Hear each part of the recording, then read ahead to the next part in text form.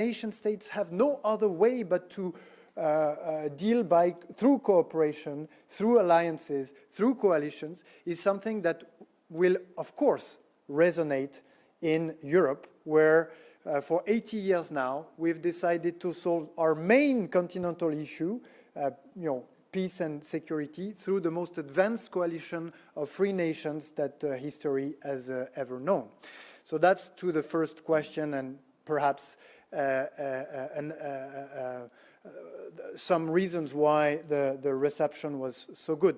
Is it going to change our strategy?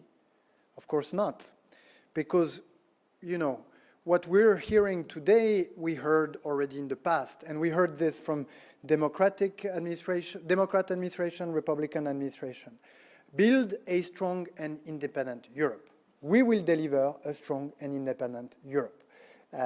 Independent, of course, and irrespective of, the speeches that we hear at the Munich Security Conference, however bright they may be.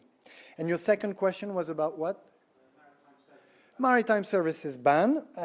We hope to be able to include it in the 20th sanction package that we're actively preparing. Some of the G7 countries have already expressed their willingness to move forward. So the jury is still out, but my expectations are let's say, reasonably optimistic. Thank you. Maybe one last question. Thank you very much. Lawrence Norman from the Wall Street Journal. You touched on this. The President laid out very clearly a consultation process with Europeans to talk about Russia and the European security structure. Correct. Does that mean that the President will wait until the end of those consultations to talk to the Kremlin, or will he do so first? And what is the timeline for that conversation? Thank you.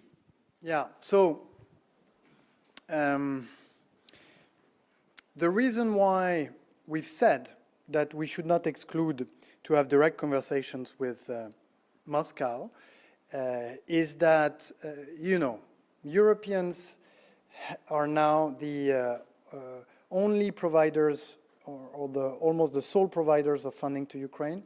They provide virtually all or almost all of the intelligence and military support. So they have a lot of skin in the game.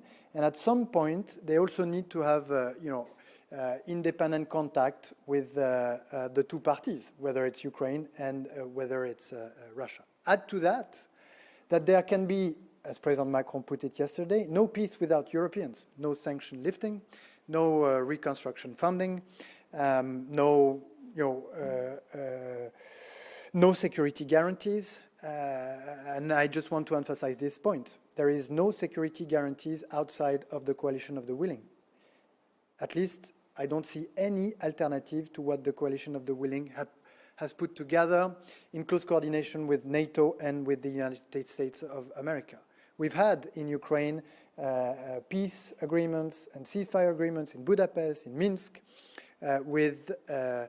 without security guarantees or without genuine security guarantees, without genuine regeneration of the Ukrainian army, without military capacity on the ground that are just there to deter any further aggression, and we know what the result has been.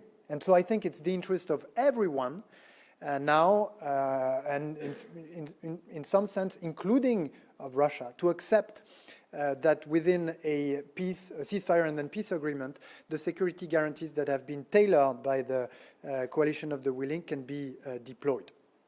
But there can be none of this without Europeans. And then, at some point, will come the time of a separate but connected discussion with Russia, but also with the European countries at large. Not only the EU countries and the UK, not only Russia, but others, to define security architecture. So security architecture can be can be heard as a jargon. It's actually very simple. We just committed to raise our defense spending up to 3.5% of our GDP by 2035. That's a NATO commitment. Everyone took it. Does it mean that when we reach 2035, we'll convene again and we say now that we are at 3.5%, we're going to go up to 7%? No. Our objective should be at some point to recreate a security architecture at the continental level that relaxes the pressure on our military efforts and our military spending. We've been able in the past, in the second half of the 20th century, to create or to design and to sign treaties like the Treaty of Non-Proliferation, the INF treaties, the New START treaty, that have sort of put on hold the race to the arm and that have established some strategic stability. Right now, strategic stability is questioned. The number one response, or the first step that Europe needs to take, is to strengthen itself, not to be a prey, not to be threatened.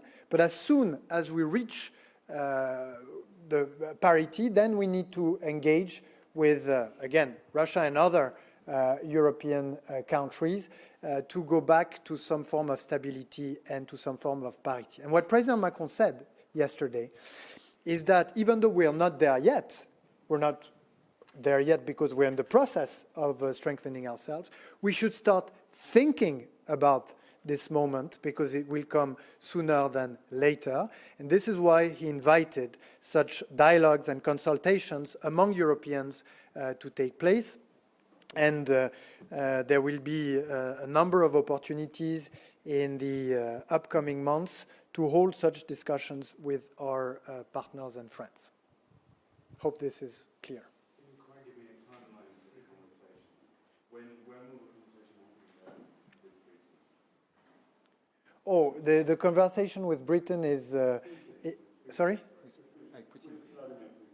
When will that be? The conversation on what? The president said he wants to speak to Putin. No, but okay. So I hope my answer was clear. There is one reason, in the context of the settlement of the war of aggression in Ukraine, to have a contact with Moscow. This contact may happen at the time where it will be useful. I cannot give a date or anything like that.